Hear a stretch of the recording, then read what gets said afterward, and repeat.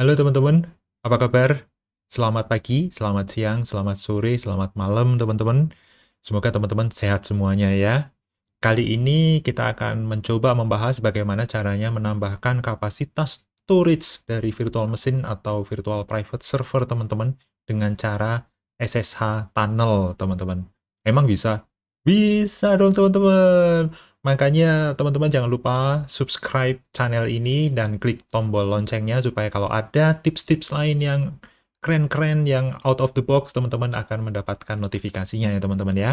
Oke, sebelum kita bahas lebih lanjut, kita akan coba bahas bagaimana latar belakangnya ya. Nah, ini latar belakang yang saya alami, mungkin teman-teman juga mengalaminya juga ya. Jadi, ceritanya begini teman-teman, kalau saya pribadi sih, saya ingin memiliki suatu server sendiri yang terhubung ke internet, sehingga bisa diakses dari saya, dari semua orang ya. Mungkin saya memiliki program atau website yang ingin saya publish, tetapi sayangnya, internet rumah itu tidak memiliki IP publik, jadi saya tidak bisa membuat server yang bisa diakses dari internet, teman-teman. Padahal koneksi internet saya cukup cepat ya, sampai 300 Mbps ya. Itu sayang sekali, teman-teman ya. Nah, akhirnya saya menyewa virtual machine ya di cloud. Teman-teman juga bisa menyewa virtual private server juga, tetapi mungkin ukurannya kecil aja. Kecil aja, karena sewa virtual machine atau virtual private server ini kan semakin tinggi spesifikasinya akan semakin mahal biaya sewanya ya teman-teman ya. Karena sewanya itu diperhitungkan berdasarkan berapa sih CPU yang ingin kita gunakan, kemudian RAM-nya ada berapa, ya storage-nya juga seberapa besar, itu mempengaruhi biayanya ya. Nah, nanti saya akan coba spill sedikit, saya berlangganan virtual mesin apa, dan harganya berapa, dan yang jelas sih murah, teman-teman.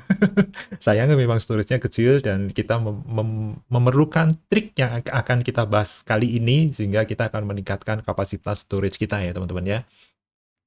Nah, ini memang salah satu kebutuhan kita ketika kita membuat apa namanya website, kita membutuhkan ruang penyimpanan untuk media-media itu cukup besar ya. Nah, ini semakin meningkat dan sewa yang standar dari virtual machine itu mungkin kurang, tetapi kita bisa menambahkannya dengan cara SSH tunnel, teman-teman. Ini kerennya di sini ya. Nah, ini adalah beberapa hal yang membuat kepikiran ya, mengapa kita harus menggunakan SSH tunnel ini untuk meningkatkan kapasitas storage kita, itu karena kebetulan di rumah ini punya beberapa storage sebenarnya, ada SSD, ada NVMe, bahkan ada hard disk beberapa gig, berapa tera itu nganggur, utilisasinya kecil ya.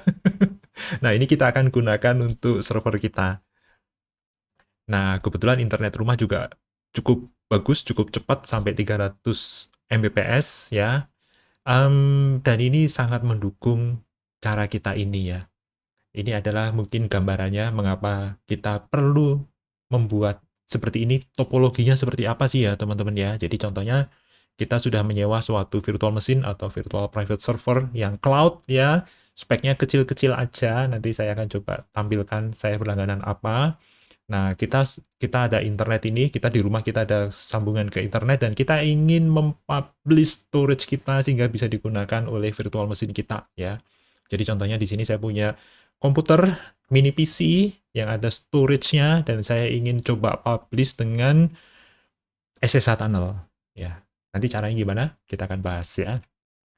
Sehingga dengan SSH tunnel ini seolah-olah akan menjadi storage dari virtual machine itu ya. Jadi caranya adalah kita menggunakan SSH tunnel. Setelah SSH tunnel ini terbentuk, kemudian storage network ini kita akan mount di virtual machine kita yang ada di sini, sehingga seolah-olah itu menjadi storage internalnya virtual machine kita ya teman-teman ya. Gimana caranya? Ini dia. Yang pertama adalah bahwa ada persiapan di dua sisi, baik di komputer lokal kita di rumah di sini. Saya menyebutnya sebagai klien aja ya teman-teman ya. Sebenarnya ini adalah komputer rumah. Kemudian juga ada virtual machine kita yang dimana kita ingin coba tambahkan storage-nya teman-teman ya. Nah, caranya adalah di komputer kita di lokal ini, kita harus membuat persistent connection SSH. Nah, caranya gampang sekali, karena kita tinggal membuat satu file config, kemudian kita membuat SSH key, dan SSH key-nya ini kita copy ke virtual server kita atau virtual machine kita. Kemudian kita juga setup Samba, kita coba share folder Samba kita, dan kemudian dari Samba itu kan ada portnya 139. Nah, kita bikin tunnel port SSH 139 ini dengan SSH ke virtual machine kita, sehingga virtual machine kita bisa mengakses port 139 di komputer kita, yang mana ini adalah port dari Samba itu. Nah, kemudian kita jadikan service, sehingga nanti ini ketika nanti restart dan sebagainya, koneksi ini akan tetap berjalan ya teman-teman ya, akan aktif kembali. Nah, dari sisi virtual machine kita yang ada di cloud, kita cukup membuat mount saja dari network drive yang sudah kita bikin, kita mount menggunakan CIFS teman-teman. Nah, dari CIFS ini nanti kita bisa gunakan untuk media penyimpanannya, atau kita membuat web folder dan sebagainya di sini. Sesimpel itu teman-teman ya. Oke, kita akan coba bahas. Oh ya, selain dari menjadi web folder, penyimpanan media website kita bisa berupa gambar, mungkin ada video, mungkin ada audio dan sebagainya, atau arsip-arsip dokumen dan sebagainya bisa ya. Atau juga kita bisa memindahkan syslog dari virtual machine kita, karena virtual machine kita itu sebenarnya kan mungkin ya banyak serangan juga. Nah, dari serangan-serangan itu, lognya itu kita simpan di network drive kita yang ada di rumah ini. Jadi nanti aman, kita bisa ketika server kita dihack ya, hancur, lognya masih ada di komputer kita di rumah ya teman-teman ya. Atau kita pindahkan folder yang untuk menyimpan database, baik MySQL maupun Postgres juga bisa di sini. Tetapi ini memang ada catatannya ya teman-teman ya. Kita akan bahas catatannya. Bahwa catatannya adalah bahwa komputer kita di rumah itu, ya itu tadi, koneksinya harus cukup cepat dan stabil ya. Jadi tidak putus nyambung. Karena kalau putus nyambung ya itu bermasalah ya. Secepat apapun tapi kalau putus nyambung ya ya bermasalah juga ya. Nah, kemudian catatan yang kedua adalah bahwa sebaiknya koneksi dari rumah kita itu tidak dimeterin, tidak unmeter ya, artinya tidak ada batasan kuotanya. Tidak ada FUP atau Fair Usage Policy ya. Jadi pokoknya unlimited lah gitu ya. Karena mungkin akses dari network kita itu akan cukup tinggi ya. Apalagi kalau sudah dipublish ke internet, itu tentu akan jadi tinggi sekali lalu lintasnya akan sangat banyak sekali. Dan sebaiknya bahwa storage yang kita gunakan, yang kita share tadi, menggunakan storage yang cukup cepat. Contohnya adalah SSD atau NVMe ya. Walaupun antara kecepatan storage dengan koneksi itu mungkin sama-sama berpotensi menjadi bottleneck ya. entah koneksinya bottleneck, entah kecepatan storage yang bottleneck, tetapi sebaiknya sih kedua-duanya, baik koneksi maupun kecepatan storage-nya cepat ya. Kebetulan kalau koneksi internet di rumah saya itu 300 sampai 350 Mbps ya, baik upload maupun download ya, jadi cukup cepat. Kalau storage-nya menggunakan SSD itu lebih cepat lagi ya, jadi dibandingkan hard disk, jadi ini mengurangi bottleneck di storage-nya. Nah, sebaiknya catatan yang berikutnya adalah bahwa sebaiknya komputer yang kita gunakan untuk storage ini yang akan kita share itu tadi, network share, itu sebaiknya dipisahkan dengan komputer di mana kita bekerja sehari-hari ya. Jadi jangan di laptop kita. Jadi laptop kerja itu jangan digunakan untuk cara ini ya teman-teman ya. Nah, kebetulan saya memiliki satu mini PC yang nganggur. Nah, ini kita bisa gunakan untuk menambah storage di VM kita. Nah, storage-nya cukup dimasukkan di mini PC itu tadi ya teman-teman ya. Nah, kemudian juga ini catatan yang berikutnya bahwa di sisi virtual machine itu sendiri juga sebaiknya kita berlangganan di mana tidak ada batasan bandwidth-nya. Karena kebanyakan virtual machine atau VPS itu ada batasannya. Jadi contohnya kalau kita langganan AWS, Amazon ya, atau yang lain-lain lah ya, Alibaba dan sebagainya, itu biasanya ada batasannya bandwidth-nya atau batasan internetnya ya. Nah, kita sebaiknya jangan berlangganan yang seperti itu ya, karena ketika bandwidth-nya terlampaui, maka koneksinya langsung diputus ya, atau akan dilanjutkan tetapi biayanya menjadi membengkak ya, jadi meningkat biaya koneksinya. Nah, sebaiknya sih Kita berlangganan yang tidak ada batasan bandwidth-nya. Nah, untuk masalah security, sebaiknya memang sambanya tadi, share-nya tadi, tidak diekspos secara langsung ke publik ya teman-teman ya. Jadi kita memang harus di belakang service, dalam hal ini di belakang Samba, dan nanti network drive. Jadi network drive yang ada di virtual machine pun tidak di-publish. Dan kita bisa menggunakan user yang dibatasi, yang tidak bisa login. Jadi misalnya user yang no login kita bikin dulu gitu ya, yang tidak bisa login, tidak bisa akses di virtual machine. Nah, itu yang bisa kita gunakan. Oke ya teman-teman ya, ini adalah beberapa catatannya. Tetapi coba kita akan praktekkan ya teman-teman ya. Jadi untuk apa namanya, spill sedikit bahwa sebenarnya saya berlangganan ini ya teman-teman ya. Saya berlangganan menggunakan ID Cloudhouse. Sebentar, ini dia. Ini kok larinya ke sini. Oke, saya menggunakan ID Cloudhouse di sini. Nah, teman-teman bisa coba nanti kunjungi juga atau menggunakan apa namanya, provider cloud favorit teman-teman ya. Kalau saya menggunakan ID Cloudhouse karena ini kebetulan bisa murah. Sebenarnya teman-teman juga bisa ada apa namanya, BizNetQ atau ID Webhouse, ada banyak lah ya, banyak. Bahkan bisa menggunakan AWS, bisa menggunakan Alibaba dan sebagainya. Tapi kebanyakan seperti AWS atau Alibaba itu memiliki batasan bandwidth-nya ya. Nah, ini saya berlangganan yang tidak ada batasannya. Nah, di sini kita bisa lihat bahwa kita sebenarnya bisa berlangganan mulai dari satu core, RAM-nya cuma 1 GB, dan storage-nya cuma 20 GB. Nah, kebetulan saya berlangganan yang CPU-nya, coba kita lihat dulu sebentar, sorry. Kita lihat dulu kalau misalnya kita menggunakan satu core 1 GB dan 20 GB, itu biayanya berapa teman-teman? Biayanya cuma Rp68 per jam. Jadi ini bisa jam-jaman ya teman-teman ya. Dengan harga Rp68 per jam, itu harganya berarti sebulan kurang lebih Rp50.000. Seharga satu kopi, teman-teman. Seharga satu kopi dari gerai ternama. Jadi teman-teman berhemat satu cangkir kopi, teman-teman sudah mendapatkan satu virtual mesin. Nah, kalau saya kebetulan saya berlangganan yang 2 CPU, 2 core, RAM-nya 2, tetapi storage-nya 20 GB.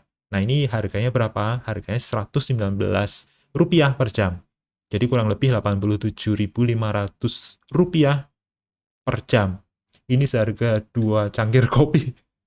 Jadi sebulan kita nggak ngopi 2 kali ya. Jadi kok biasanya sebulan ngopinya 10 kali, ya kurangi 2 kali. Ya, itu sudah mendapatkan 2 core dan RAM-nya 2 GB dan storage-nya 20 GB. Ini yang saya langganan ya teman-teman ya, semurah ini.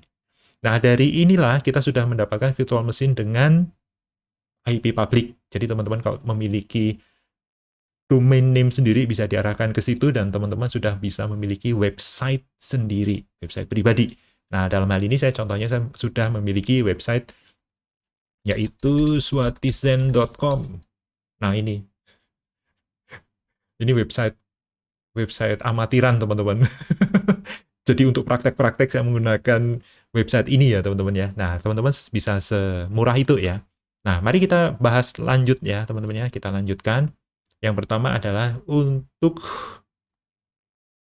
membuat persistent connection SSH. Caranya gimana teman-teman? Nah, jadi ini ada 2 terminal. Di sebelah kiri ini adalah komputer saya yang saya pakai saat ini. Ini adalah komputer yang saat ini saya pakai. Ini adalah mini PC ya teman-teman ya. Ini mini PC saya. Nah, ini menggunakan Ubuntu 2204. Nah, di sebelah kanan ini cuma 2 CPU, RAM-nya cuma 2 GB, storage-nya juga cuma apa namanya 20 GB ya teman-teman ya. Ini storage-nya cuma 20 GB dan sudah kepake 42%. Sudah kepake 42%. Jadi sisanya cuma 12 GB. Inilah makanya udah mulai panik nih. Gimana nih caranya nih storage-nya harus dinaikkan? Mari kita naikkan teman-teman ya. Nah, kita membuat bagaimana cara kita supaya SSH kita koneksinya itu persisten? Caranya adalah dengan cara kita membuat nano SSH config ya. Nah, ini teman-teman nanti tinggal tambahkan di file di folder .ssh, filenya namanya config. Kemudian kita tinggal tambahkan seperti ini. Hostnya all, bintang aja. Kemudian server alive interval ini 180 dan server alive count max 2 kali ya. Oke, kalau sudah itu, kemudian apa lagi? Lupa teman-teman ya. Kita membuat SSH key.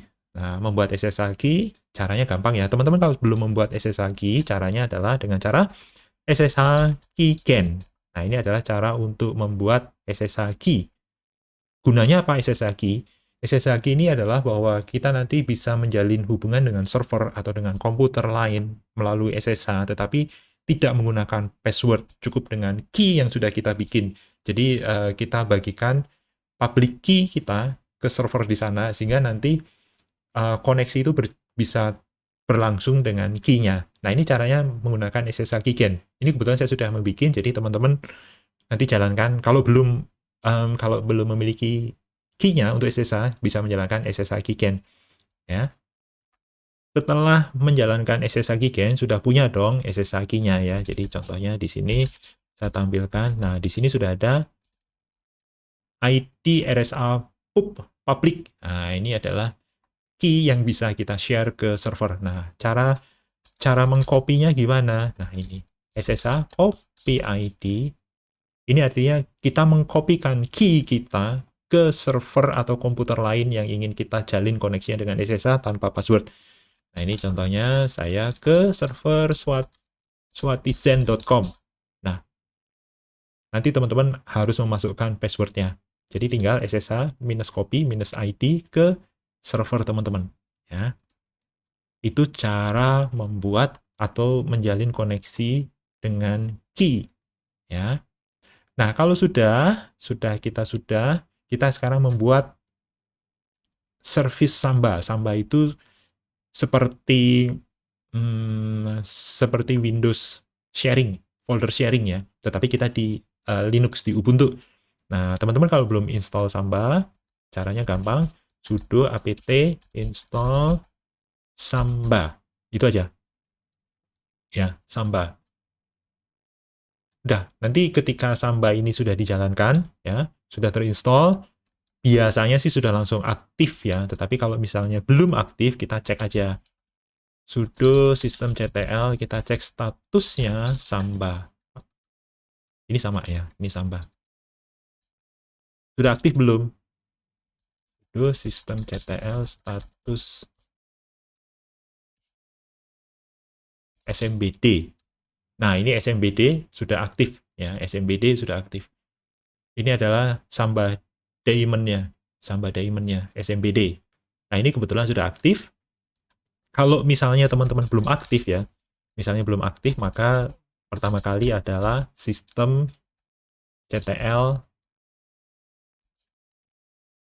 enable dulu SMBD service-nya.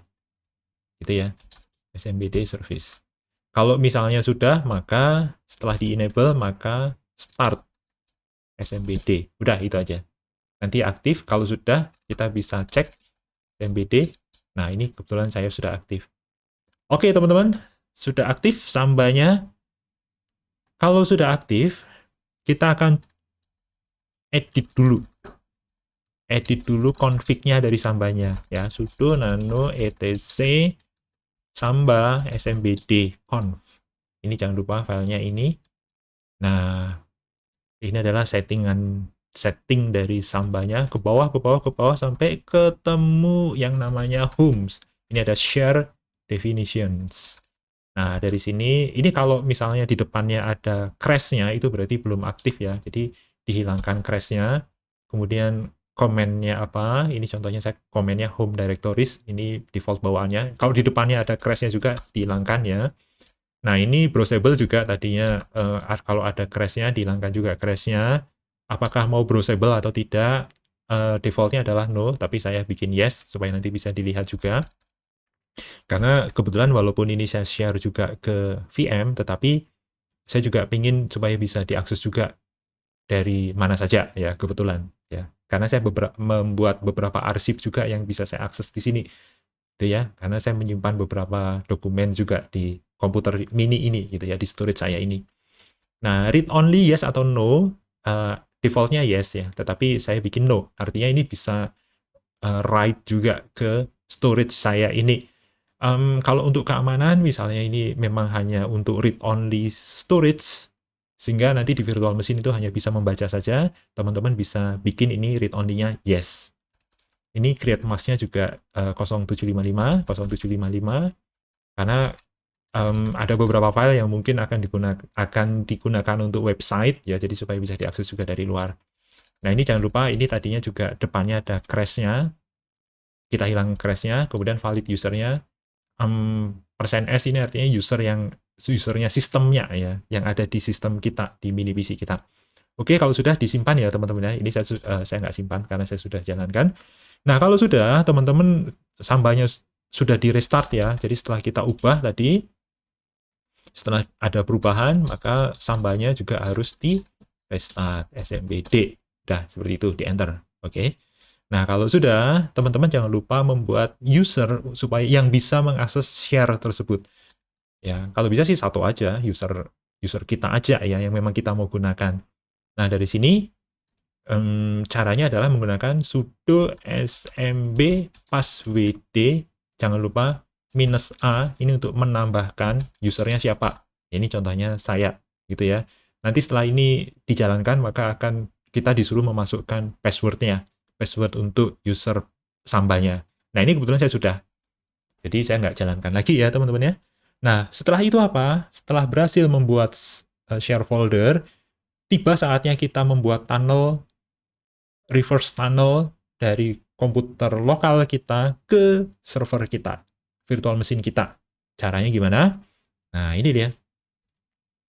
Caranya adalah kita membuat service sudo nano etc systemd system.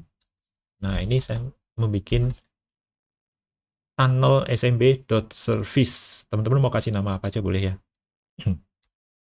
Nah, seperti ini ya teman-teman ya. Isinya seperti ini. Nah, sorry teman-teman, agak serak. Minum dulu ya teman-teman ya.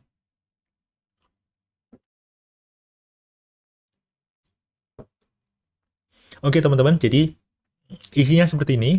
Deskripsinya apa? Contohnya ini Samba Tunnel. Afternya apa? Network target. Jadi ini targetnya setelah networknya terjalin ya. Atau sudah aktif, baru kita service kita dijalankan. Kemudian service ini atas nama usernya siapa? Nah, ini contohnya saya menggunakan Dewo karena ini supaya terisolir juga ya, bahwa ini berefek hanya ke user Dewo aja nantinya. Kemudian komennya yang dieksekusi apa? Ini contohnya menggunakan SSH biasa. Nah, ini -o server alive interval ini sebenarnya nggak usah karena kita tadi sudah membuat SSH config ya, jadi saya nggak usah, tapi ini saya tambahkan aja nggak apa-apa. Nah, ini -o ini adalah option ya. Jadi kita menambahkan option ini juga sama, exit on forwarding failure. Yes. Ini -nt, jangan lupa teman-teman kalau belum tahu ini artinya apa, nonton video saya sebelumnya ya, yang membahas tentang SSH tunnel. Ini sama -r, ini artinya reverse, jadi bermula dari sini ke server ya. Nah, ini aduh saya yang kepotong sebentar. Nah, oke. Nah, ini -r, ini 31639, ini port yang kita akan buat di server kita, di virtual machine kita, itu portnya apa yang kita ingin bikin. Ini terserah teman-teman ya, ini kalau saya sih menggunakan 31639 ya. Ini yang port yang ada di server, kita akan mapping di port mana di komputer lokal kita. Nah, ini komputer lokal kita, localhost di port 139. Port 139 itu adalah port untuk Samba di mini PC kita ya. Kemudian kita koneksikan menggunakan SSH, menggunakan user Dewo ke domain swatisen.com. Gitu ya teman-teman ya. Sesimpel itu. Oke. Kemudian ini ada opsi berikutnya, restore second-nya 15. kemudian restartnya kalau bermasalah always, kemudian kill mode mix. Nah ini wanted by multi user target. Jadi kalau komputer kita restart baru mulai itu ada beberapa stepnya. Nah ini step di multi user target multi user ya. Oke. Nah kalau sudah kita bikin seperti ini, jangan lupa sistem CTL enable tunnel SMB. Ini adalah untuk mengenable service kita tadi ya teman-teman ya. Ini kebetulan kalau saya sih sudah sih, jadi saya nggak perlu lakukan ya. Tapi teman-teman harus jangan lupa jalankan ini enable. Ini enable ini maksudnya adalah supaya sistem kita di register. Jadi ketika nanti restart itu akan otomatis dinyalakan. Kemudian setelah sistem CTL tadi enable, kemudian kita start. Sistem CTL start tunnel SMB services tadi ya teman-teman ya. Seperti itu. Nah, kalau sudah di start, kalau kita sudah start, kita coba cek statusnya bermasalah enggak ya. Tunnel SMB. Nah, ini contohnya kalau saya sudah aktif ya, tidak ada error. Nanti kalau teman-teman mengalami error bisa ditulis di kolom komentar, nanti kita bahas bersama-sama ya. Ini kebetulan saya lancar. Nah, kalau sudah, ini berarti sudah tercipta tunnelnya. Ya. Kalau kita kembali ke sini, jadi ini kita tadi membuat sekaligus dua ya. Membuat menjadi service dan kita menjalankan tunnelnya ke port 139 tadi. Dan tadi sudah berhasil. Ya. Kalau sudah berhasil, kita bisa ngecek di server kita. Ini saya besarkan dulu. Oke, supaya bisa kelihatan ya. Oke. Sudah kelihatan ya, teman-teman ya? Oke. Nah, di sini coba kita lihat nih. Kalau tadi sudah terjalin SSH-nya, kita bisa cek di sini sudo netstat ntlp, kita coba cek portnya tadi berapa? 31639. Oke, jalan. Ini berarti sudah terjalin ya koneksinya ya. Terjalin. Oke, terjalin. Nah, kalau sudah terjalin, di sini kita bikin, wah putus nih. Wah, putus koneksi saya. Bentar.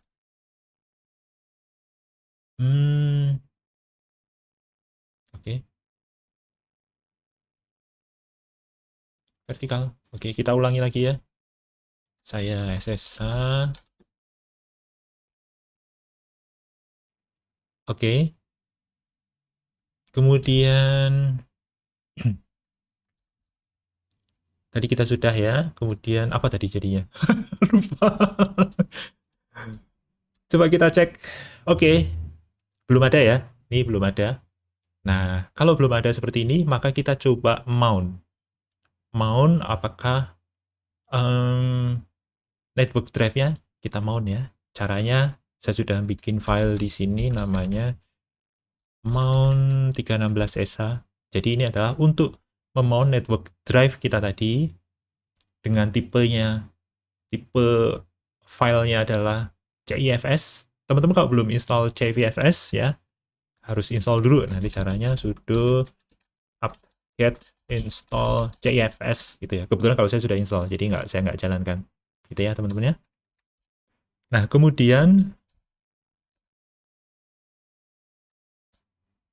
mount CIFS -O ini adalah option. Nah, optionnya itu adalah sambungannya ini adalah ini nih ya. Ini optionnya.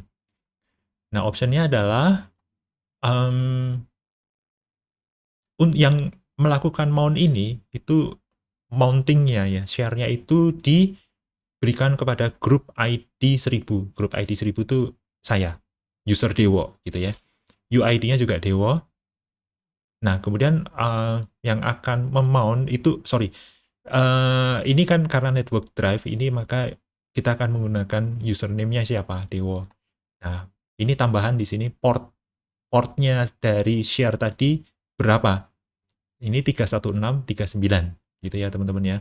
Nah, ini share-nya tadi localhost Dewo, kemudian kita akan mount kemana? Home Dewo MNT. Ini folder penampungnya ya, penampungan mount-nya. Jadi, wah ini putus lagi. Sebentar. Wah ini kayaknya internetnya lagi bermasalah ini teman-teman. Berbahaya ini. Kayaknya internetnya bermasalah ini. Oke, kita coba di sini, ulangi lagi. Oke, connect. Nah, ini saya sudah bikin. Wah, iya ini bermasalah ini teman-teman. Oke, jalan. LSAL. Kayaknya lambat ini. Nah, ini saya sudah membuat folder MNT ya. Lah, kayaknya ini internetnya ini. Oke, come on.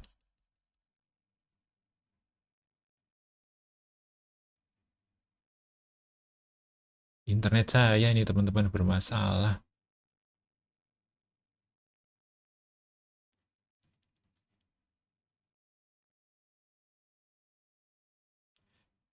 Coba kita close lagi. Kita split lagi. SSH lagi. Ya, pada lancar ya di sini ya. Di sini pada lancar ya. Oke, LSAL. Nah, ini folder MNT saya sudah bikin. Ini masih kosong ya, teman-teman ya. Ini masih kosong. Ya, masih kosong. Nah, karena masih kosong ini kita bisa gunakan. Nah, tadi kita jalankan mount. Nah, ini jalankan. Passwordnya apa? Ini kayaknya karena tadi. Nah, ini dia. Default SMB recently changed. This can happen. Abruptly close connection. Oh, putus ya. Oke, kalau putus berarti kita harus ini coba kita tunnelnya nyambung tunnelnya. Coba kita restart. Kayaknya ini karena koneksinya tadi putus-putus ya, teman-teman ya. Oke, nyambung. Nyambung. Sekarang kita coba masuk ke MNT. Masuk, teman-teman. Jadi ini adalah folder saya ya. Jadi ini sama seperti yang ada di sini.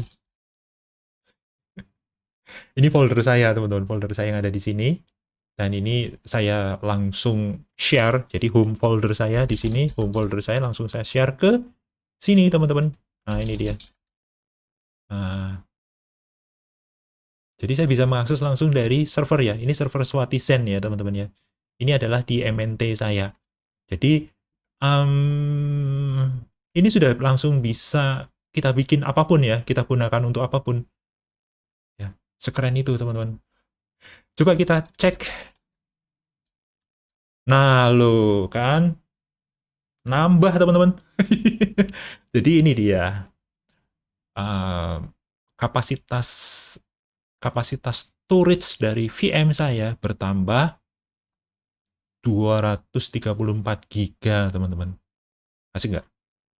Asik nggak? Asik nggak? Pemanfaatannya nanti ya, teman-teman ya, untuk bahasan vlog saya selanjutnya. Sementara sampai ini dulu, kita coba lihat bahwa sekarang kita sudah memiliki network drive, DFmin H, dan virtual mesin kita, sekarang kita sudah ketambahan storage sampai 234 giga. Ya. Free-nya masih available 132 giga, 44% available-nya. Keren nggak, teman-teman? Ini teman-teman bisa gunakan untuk apa-apa ini ya. Jadi nanti untuk log-lognya, jadi syslog dan sebagainya bisa dipindahkan ke sini, ke folder yang sharing ini, sehingga ketika nanti virtual mesin teman-teman itu hang, corrupt, dan sebagainya, itu bisa kita selidiki lognya di sini ya, teman-teman ya. Termasuk kalau misalnya ada database dan sebagainya bisa disimpan di situ juga. Asik nggak, teman-teman? Atau juga sebagai backup ya, backup dari file-file teman-teman yang ada di internet, yang ada di virtual machine, di backup masuk sini juga bisa. Bisa menggunakan rsync dan sebagainya, dimasukkan ke folder ini. Ya kan? Jadi dari 20 giga sekarang menjadi plus 234 giga, teman-teman. Keren nggak? Teman-teman tentu juga bisa melakukannya sendiri ya. Jangan lupa like dan subscribe. Dan ini ada penutupnya nih, pesannya nih. Terima kasih teman-teman semua. Penutupnya harus disampaikan nih. Terima kasih sudah mengikuti video saya ini sampai akhir. Dan jangan lupa klik tombol like kalau teman-teman suka. Atau mendapatkan manfaat dari vlog ini. Dan kalau belum, subscribe ya teman-teman ya. Termasuk untuk klik tombol lonceng. Supaya nanti kalau ada video baru, teman-teman akan mendapatkan notifikasinya. Sementara gitu dulu teman-teman. Terima kasih. Selamat pagi, selamat siang, selamat sore, selamat malam. Dah.